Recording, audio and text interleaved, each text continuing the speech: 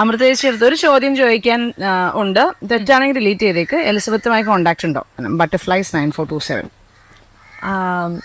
എലിസബത്തായിട്ട് contact ഉണ്ട്. നമ്മൾ actually അന്ന് ഹോസ്പിറ്റലിൽ വെച്ച് പരിചയപ്പെട്ടതാണ്.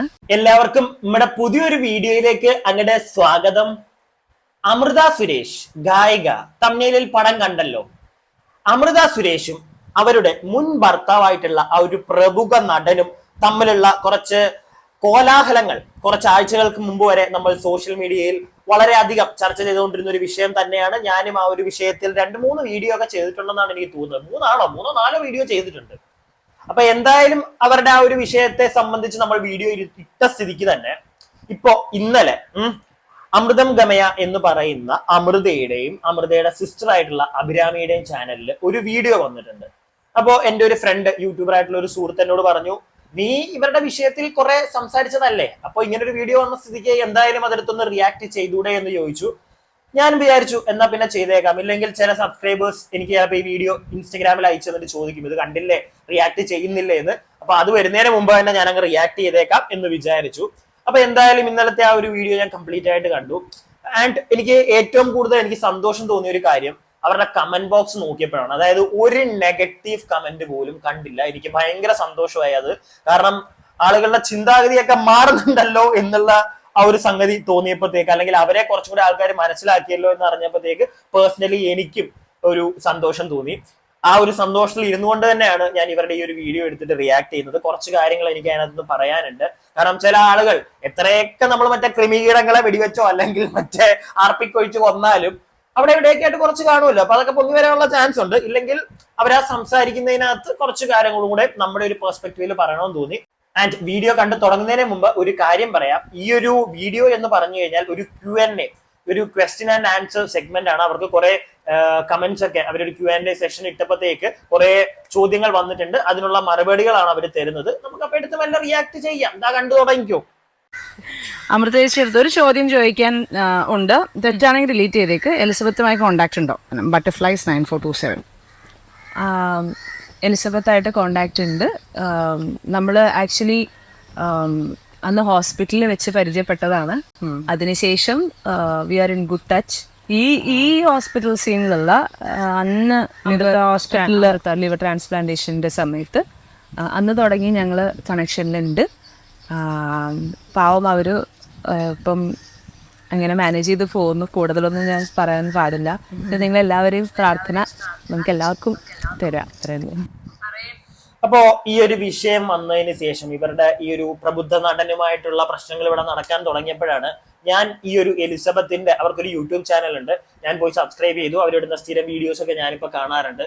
എനിക്ക് അവർ പേഴ്സണലി അവർ ആ ചാനലിലൂടെ ഒക്കെ സംസാരിക്കുന്ന കേട്ടപ്പോഴത്തേക്ക് വളരെ പാവപ്പെട്ട ഒരു സ്ത്രീ ആയിട്ടാണ് എനിക്ക് അവരെ തോന്നിയത്. അവര് വേറെ അവരുടെ ലൈഫിൽ സംഭവിച്ചതിനെ പറ്റിയൊന്നും വലുതായിട്ട് അവരങ്ങനെ സംസാരിക്കാറില്ല. ഇൻഡയറക്റ്റ് ആയിട്ട് അവിടെ 1-2 കാര്യങ്ങൾ ഈ പ്രമുഖ നടനായിട്ടുള്ള ആ ഒരു ചേട്ടനെ പറ്റിയിട്ടുള്ള, ആ ചേട്ടന്റെ കുറച്ച് പ്രാന്തുകളൊക്കെ ഇൻഡയറക്റ്റ് ആയിട്ട് അതിന്റെ ആ ഒരു അസുഖം അത് തന്നെയാണ് ആ ചേച്ചി പറഞ്ഞു വെക്കുന്നത്. അങ്ങേർക്ക് കൊടുത്ത പ്രാന്ത്. അപ്പം ഞാൻ അങ്ങനെയൊന്നും പറയുന്നില്ല. ലൈക്ക് പുള്ളിയുടെ ചില ഒരു മാനറിസംസ് വെച്ചിട്ടുള്ള കുറച്ച് കാര്യങ്ങളൊക്കെ ഇവർ ഇൻഡയറക്റ്റ് ആയിട്ട് പറയുന്നതൊക്കെ കേൾക്കാറുണ്ട്. അപ്പൊ എന്താണെങ്കിലും അമൃതയ്ക്ക് സ്ഥിരം വരുന്ന ഒരു ചോദ്യമാണിത്. ഞാൻ 1-2 കമന്റ് ബോക്സിൽ കണ്ടിട്ടുണ്ട് എലിസബത്തായിട്ട് കോണ്ടാക്ട് ഉണ്ടോ എന്നുള്ള കാര്യങ്ങളൊക്കെ. അമൃത അത് വ്യക്തമായിട്ട് പറയുന്നുണ്ട്, കോണ്ടാക്ട് ഉണ്ട്. ആ ഒരു നടൻ അന്ന് മറ്റേ ലിവർ ട്രാൻസ്പ്ലാന്റേഷൻ സമയത്ത് അമൃതയും മകളും ഒക്കെ ആ ഒരു ഹോസ്പിറ്റലിൽ ചെന്നിട്ടുണ്ടായിരുന്നു. ആ സമയത്ത് ഈ ഒരു എലിസബത്ത് ആയിരുന്നു പുള്ളിയുടെ കൂടെ ഉണ്ടായിരുന്നത്. അപ്പോ ആ ഒരു സമയത്ത് അവർ തമ്മിൽ കോണ്ടാക്ട് വെച്ചു. അത് വളരെ നല്ല കാര്യം. എനിക്ക് അതിനകത്ത് തെറ്റായിട്ടൊന്നും തോന്നുന്നില്ല കേട്ടോ. അവർ നന്നായി അവർ രണ്ടുപേരും തമ്മിൽ കോണ്ടാക്ട് ആയത്. ഈ ഒരു മനുഷ്യന്റെ കുറച്ചും കൂടെ ഡീറ്റെയിൽ ആയിട്ട് അവർക്ക് സംസാരിക്കാൻ പറ്റുന്നുണ്ടല്ലോ. പിന്നെ 2 സ്ത്രീകളാണ്, അവർ സംസാരിക്കട്ടെ. എനിക്ക് അതിനകത്ത് തെറ്റായിട്ടൊന്നും തോന്നിയിട്ടില്ല. കാരണം രണ്ടുപേരും ഒരുപാട് അനുഭവിച്ചതായിരിക്കും. അപ്പൊ അവർ അനുഭവിച്ച കാര്യങ്ങൾ അവർ ഷെയർ ചെയ്യുന്നതിനകത്ത് ഒരു തെറ്റുമില്ല. കോണ്ടാക്ട് ഇനിയും മുന്നോട്ട് വെക്കുക. എനിക്ക് തോന്നുന്നു അത്യാവശ്യം ജനങ്ങൾക്കൊക്കെ കാര്യങ്ങൾ ഇപ്പം ബോധ്യമായിട്ടുണ്ട്. പ്രത്യേകിച്ച് എലിസബത്ത് എന്ന് പറയുന്ന ഒരാളും കൂടെ പുള്ളിയുടെ ലൈഫിൽ നിന്ന് പോയി. എലിസബത്തിനെ നമ്മളിപ്പോ അവരുടെ വീഡിയോയിലൊക്കെ നമ്മൾ കാണുമ്പോഴത്തേക്ക് ഞാൻ നേരത്തെ പറഞ്ഞ പോലെ വളരെ ഒരു പാവമായിട്ടുള്ള ഒരു സ്ത്രീയായിട്ട് എനിക്ക് തോന്നിയിട്ടുള്ളത്. അത് എല്ലാവർക്കും അങ്ങനെ തന്നെ മനസ്സിലായി കാണുമായിരിക്കും. അതുകൊണ്ടായിരിക്കാം ചിലപ്പോ കൂടുതലും ആളുകൾ ഇപ്പൊ അഭിരാമിക്കൊക്കെ ഒരു സപ്പോർട്ടും കൊണ്ട് വരുന്നത്. വളരെ നല്ലൊരു കാര്യം കേട്ടോ. ഞാൻ അതിനകത്തൊന്നും കമന്റ്സിൽ വന്ന കമന്റിനെ ഒന്നും എതിർത്തുകൊണ്ട് സംസാരിക്കാൻ ഞാൻ ആളല്ല. ആളുകൾക്ക് ഇപ്പോഴെങ്കിലും മനസ്സിലായല്ലോ എന്നുള്ളൊരു സന്തോഷം എനിക്കുണ്ട്. ഞാൻ ആദ്യമേ പറഞ്ഞ പോലെ. ഇനിയും കുറച്ച് ക്വസ്റ്റ്യൻസ് ഉണ്ട്, ഒന്ന് കാണുക. പറയേണ്ട സമയത്ത് പറയാതിരുന്നത് കൊണ്ടുള്ള പ്രശ്നമായിരുന്നു ഇതുവരെ ഉള്ളത്. ശരിയാണ്. ഇനിയുള്ള ദിവസങ്ങൾ നല്ല തീരുമാനങ്ങൾ എടുത്ത് സന്തോഷമായിട്ടിരിക്കുക. കഴിഞ്ഞത് കഴിഞ്ഞു. താങ്ക് യു സോ മച്ച് ജീവ എസ് ജോ. അത് എന്തുകൊണ്ടാണ് വൈ വെർ യു ലേറ്റ് എന്നുള്ളത് എൻ്റെ അടുത്ത് എല്ലാവരും ചോദിക്കാറുള്ള ഒരു കാര്യമാണ്. അത് വേണമെങ്കിൽ യു ക്യാൻ സീ ടെൽ. അത് ഒരുപാട് കാര്യങ്ങൾ ഉണ്ട് അതിനകത്ത്. മെയിൻ ആയിട്ടുള്ളൊരു റീസൺ എന്ന് പറഞ്ഞു കഴിഞ്ഞാൽ നമ്മൾ രണ്ട് കൈ തട്ടിയാണല്ലോ ശബ്ദം ഉണ്ടാവുക എന്നുള്ള രീതിയിൽ അറിഞ്ഞുകൊണ്ട് ഒരു എന്താ പറയുക, കാര്യങ്ങൾ അൺവാണ്ടഡ് ആയിട്ട് പറയണ്ട, മീഡിയയുടെ മുമ്പിൽ കൊണ്ടുവരാണ്ടിരിക്കാൻ വേണ്ടിയിട്ട് ഒരുപാട് ഞാനും നമ്മൾ ഫുൾ ഫാമിലിയും മൊത്തത്തിൽ ഒഴിഞ്ഞു മാറുകയായിരുന്നു ചെയ്തിട്ടുണ്ടായിരുന്ന ഫസ്റ്റ് തിങ്. പിന്നെ രണ്ടാമത്തെ കാര്യം എന്ന് പറഞ്ഞു കഴിഞ്ഞാൽ നമ്മുടെ ഡിവോഴ്സ് നടന്ന സമയത്ത് ഒരു മ്യൂച്വൽ എഗ്രിമെൻറ്റിൻ്റെ പേരിലായിരുന്നു ഡിവോഴ്സ് നടന്നിട്ടുണ്ടായിരുന്നത്. അപ്പോൾ ആ ഡിവോഴ്സ് എഗ്രിമെൻറ്റിൽ പറഞ്ഞിട്ടുള്ള കാര്യങ്ങൾ എന്ന് പറഞ്ഞു കഴിഞ്ഞാൽ both the parties are not allowed to talk or interfere in each other's personal. അതായത് നമ്മൾ രണ്ടുപേരും മറ്റൊരാളുടെ ജീവിതത്തിലേക്ക് ഇടപെടുകയോ അയാളെക്കുറിച്ച് മോശം പറയുകയോ അയാളെക്കുറിച്ച് പരാമർശിക്കുകയോ മകളെ മീഡിയയ്ക്ക് മുമ്പിൽ കൊണ്ടുവരികയോ ഇതൊന്നും ചെയ്യാൻ പാടില്ല എന്നുള്ള ഒരു മ്യൂച്വൽ എഗ്രിമെൻറ്റിൻ്റെ പുറത്താണ് നമ്മൾ ഡിവോഴ്സ് വന്നിട്ടുണ്ടായിരുന്നു. മാത്രമല്ല അല്ലെങ്കിലും ഇപ്പൊ നമ്മളിപ്പോ അത് മാനിച്ചും കൊണ്ട് അത് ഒരിക്കലും ആ കോടതിയുടെ നിയമങ്ങളെ ലംഘിക്കാൻ പാടില്ല എന്നുള്ള ഒരു കാര്യം കൊണ്ടും കൂടെ ആയിരുന്നു നമ്മൾ കഴിയുന്നതും റിഫ്രെയിൻ ചെയ്ത് നിന്നിരുന്നത്. പക്ഷെ അല്ലെങ്കിലും നമ്മൾ ബേസിക്കലി എന്തിപ്പോൾ ഇതൊരു നമ്മുടെ ഒരു പഴയ ഫ്രണ്ട് ആയിക്കോട്ടെ, നമ്മൾ ഏതെങ്കിലും രീതിയിൽ ഒരാളായിട്ട് സ്വരച്ചേർച്ച വന്നത് അവസാനിച്ചാൽ അവരുടെ വഴിക്ക് വിടുക, നമ്മൾ നമ്മുടെ കാര്യം നോക്കി പോവാന്നുള്ളൊരു ബേസിക് പ്രിൻസിപ്പിൾ നമ്മൾ ഫോളോ ചെയ്താൽ നമുക്കും അവർക്കും ഭയങ്കര ഗുണമായിരിക്കും. പക്ഷേ നമ്മൾ അങ്ങനെ ഒരു പ്രിൻസിപ്പിൾ കുറേ ഫോളോ ചെയ്ത് കഴിഞ്ഞിട്ട് നമുക്ക് ഭയങ്കരമായൊരു ഇത് വന്നു കഴിഞ്ഞ് കഴിഞ്ഞാൽ ഏതെങ്കിലും ഒരു പോയിന്റിൽ, സ്പെഷ്യലി ഇപ്പം നമ്മളിപ്പോൾ വീടുകളിലാണെങ്കിൽ തന്നെയും നമ്മൾ നമ്മുടെ വീട്ടുകാരെയൊക്കെ വിളിച്ച് നമ്മൾ പറയുമല്ലോ ഇതൊന്നും അല്ല കേട്ടോ കാര്യം എന്നൊക്കെ പറയാം. ഈ ഒരു പ്രിൻസിപ്പിൾസ് ഒക്കെ നോക്കുന്നത് വളരെ നല്ല കാര്യം തന്നെയാണ്. അഭിരാമി പറഞ്ഞതിനോട് ഞാൻ യോജിക്കുന്നുണ്ട്. കാരണം she has A valid point there. നമ്മൾ രണ്ട് ഫ്രണ്ട്സുകളാണെങ്കിൽ പോലും നമ്മൾ രണ്ട് സുഹൃത്തുക്കൾ, ഒരാൾ നമ്മളോട് വഴക്കിട്ട് പോയി കഴിഞ്ഞാൽ പിന്നെ അയാളുടെ കാര്യത്തിൽ നമ്മൾ ഇടപെടാനോ അയാളെ പറ്റി തിരക്കാനോ ഒന്നും പോകേണ്ട കാര്യമില്ല. Let she or he just go off, അത്രേ ഉള്ളൂ. അവരവരുടെ കാര്യം നോക്കി പോട്ടെ, നമ്മൾ നമ്മുടെ കാര്യം നോക്കി പോവാ. പിന്നെ ഈ ഒരു വിഷയത്തിൽ ഞാൻ ഇവരുടെ കമന്റ് ബോക്സിൽ ഒരുപാട് കണ്ടിട്ടുള്ള ഒരു കമന്റ് തന്നെയാണത്. അതായത് നേരത്തെ വന്ന് ഇതിനെപ്പറ്റി സംസാരിച്ചുകൂടായിരുന്നോ അമൃതയ്ക്ക് എന്നുള്ളൊരു കാര്യം. കാരണം ഈ കുട്ടി വന്ന് പറഞ്ഞതിന് ശേഷം പിന്നെ ഒരു വീഡിയോ കരഞ്ഞുകൊണ്ട് അമൃത ഇടുന്നു. അപ്പോഴും അമൃതയെ കുറെ പേര് നെഗറ്റീവ് പറയാനുണ്ടായിരുന്നു. അതിന് ശേഷമൊക്കെയാണ് മെല്ലെ മെല്ലെ ഇവർക്കുള്ളൊരു നെഗറ്റിവിറ്റി മാറി തന്നെ വന്നത്. അപ്പൊ ഈ സമയത്തൊക്കെ ആളുകൾ ചോദിച്ചൊരു ചോദ്യമാണ്, നേരത്തെ വന്ന് പറഞ്ഞുകൂടായിരുന്നോ?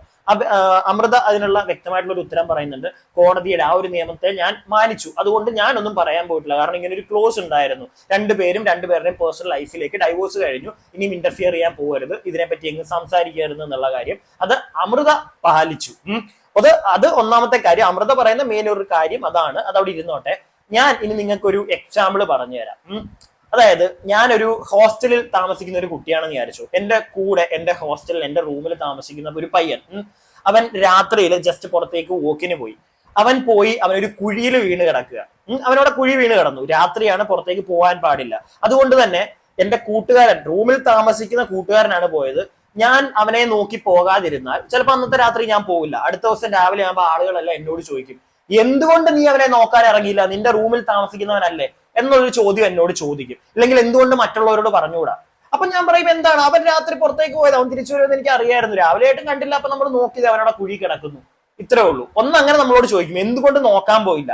ഇനി അഥവാ ഞാൻ നോക്കാൻ പോയാലോ, രാത്രി അവൻ പോയതിന്റെ പുറകെ ഞാനും ആ കുഴി വീണ് കിടന്ന് രാവിലെ ആകുമ്പോൾ ബാക്കി എല്ലാരും കണ്ട് എല്ലാരും വന്ന് ഞങ്ങൾ എടുത്തു കഴിയുമ്പോഴത്തേക്ക് ചിലപ്പോൾ ജീവനോടൊക്കെ ഉണ്ട് കേട്ടോ, വലിയ മറ്റേ ചത്തുപോയെന്നൊന്നും പറയുന്നത്, കുഴിയിൽ വീണ് കിടക്കുക, ഇത് നമുക്ക് കയറി വരാൻ പറ്റുന്നില്ല. ഇപ്പൊ രാവിലെ നമ്മളെ രണ്ടുപേരെ ബാക്കി ആൾക്കാർ വന്ന് പിക്ക് ചെയ്ത് കഴിഞ്ഞു കഴിഞ്ഞാൽ ചോദിക്കും എന്താ പറ്റിയെന്ന്. ഇപ്പൊ രാത്രി എന്റെ സുഹൃത്ത് പുറത്തേക്ക് പോയി, അവനെ നോക്കി ഞാനും പോയപ്പോ വീണു എന്ന് പറഞ്ഞു കഴിഞ്ഞാൽ എല്ലാരും എന്നോട് ചോദിക്കും, നീ എന്തിനാണ് അവൻ പോയതിന്റെ പുറകെ പോയത്, നിനക്ക് റൂമിൽ അടങ്ങി ഇരുന്നൂടായിരുന്നോ എന്നുള്ളൊരു ചോദ്യമായിരിക്കും ചോദിക്കുന്നത്.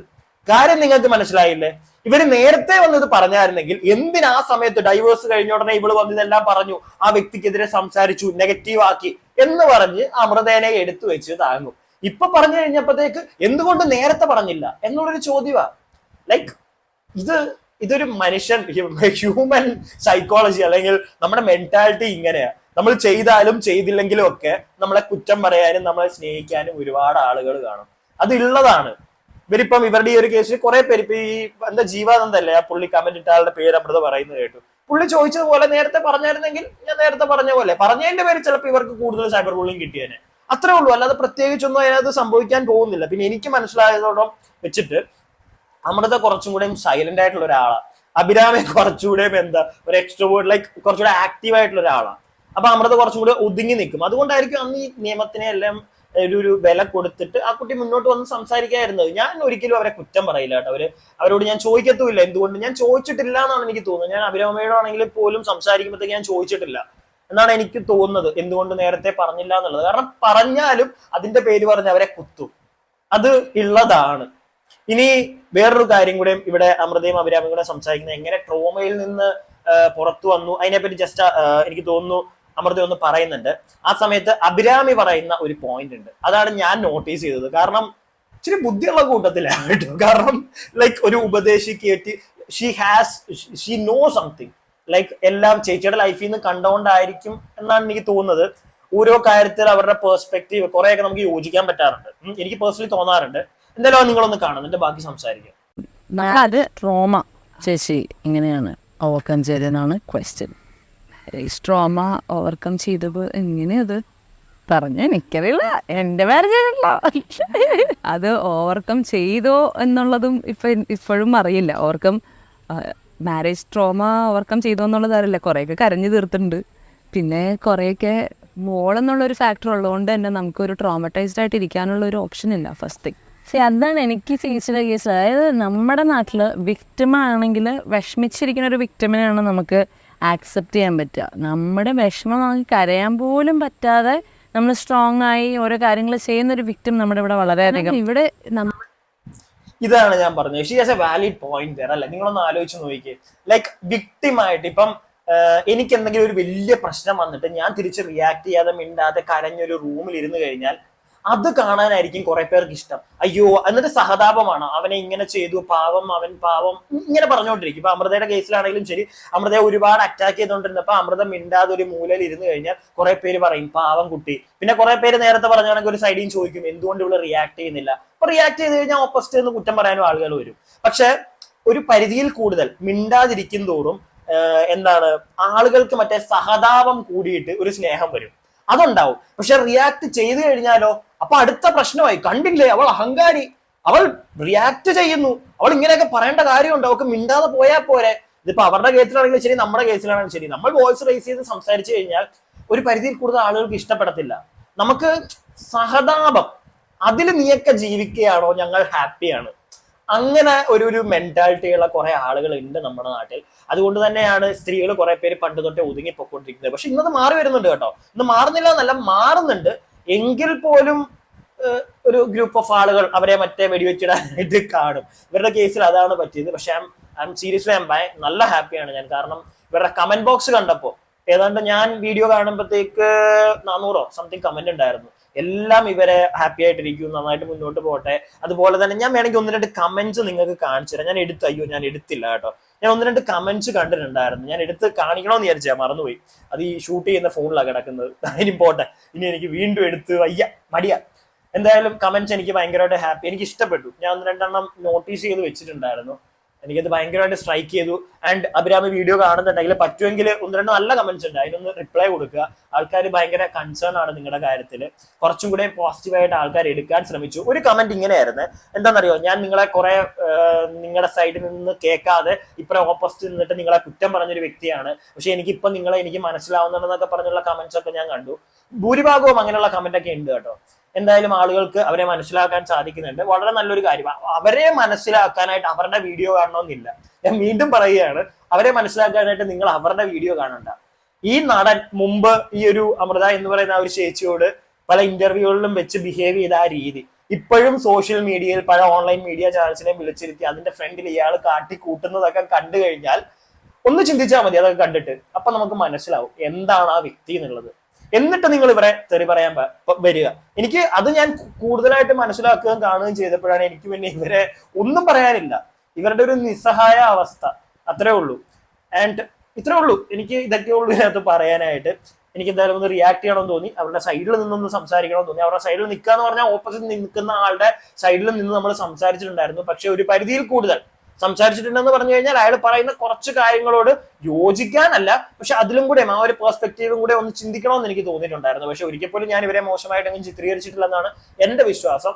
പിന്നെ ഇപ്പൊ അവര് പറഞ്ഞത് ഇതൊരു അവസാന വീഡിയോ ആയി മാറട്ടെ. ഇവരുടെ അവസാന വീഡിയോ എന്ന് പറഞ്ഞാൽ വേറൊന്നുമല്ല, ലൈക്ക് ഈ ഒരു വിഷയത്തിൽ ഇനി ഇത് ടേക്ക് ഔട്ട് ചെയ്ത് വരണ്ട, വിട്ടുകളാ, പോട്ടെ, ജസ്റ്റ് ലീവ് ഇറ്റ്. ആൻഡ് എനിക്ക് തോന്നുന്നു ഈ ട്രോമയിൽ നിന്നൊക്കെ എങ്ങനെ ഓവർകം ആയി എന്നുള്ളതിനെ പറ്റിയിട്ടൊക്കെ ഒരു വീഡിയോ ചെയ്തു കഴിഞ്ഞാൽ ഇങ്ങനെ ഈ ഒരു ബുദ്ധിമുട്ടിൽ കഷ്ടപ്പെടുന്ന ഒരുപാട് ആൾക്കാരുണ്ട്. ഇവരുടെ കമന്റ് ബോക്സിൽ തന്നെ ചില ആളുകളുടെ ഒക്കെ പറയുന്നത് കേട്ടു, എന്റെ ഹസ്ബൻഡ് ഇങ്ങനെയാണ്, മദ്യപിച്ച് അങ്ങനെ ചെയ്യും. അവർക്കൊക്കെ കുറച്ച് ബെനിഫിറ്റ് ആയിരിക്കും നിങ്ങൾ അങ്ങനെയുള്ള വീഡിയോസ് ഒക്കെ ചെയ്തു കഴിഞ്ഞാൽ. ഇത് എന്റെ പേഴ്സണൽ അഭിപ്രായമാണ്, എല്ലാവരും അതും കൂടെ ആലോചിക്കുക. നിങ്ങളുടെ അഭിപ്രായം ഈ വിഷയത്തിലുള്ള കാണുന്ന എല്ലാവരുടെയും അഭിപ്രായം പറ്റുമെങ്കിൽ കമന്റ് ബോക്സിൽ ഇടുക. വീഡിയോ ഇഷ്ടപ്പെട്ടിട്ടുണ്ടെങ്കിൽ ലൈക്ക് ചെയ്യുക. സബ്സ്ക്രൈബ് ചെയ്യാതെ കാണുന്നവർ ഒന്ന് സബ്സ്ക്രൈബ് ഒക്കെ ചെയ്യുക.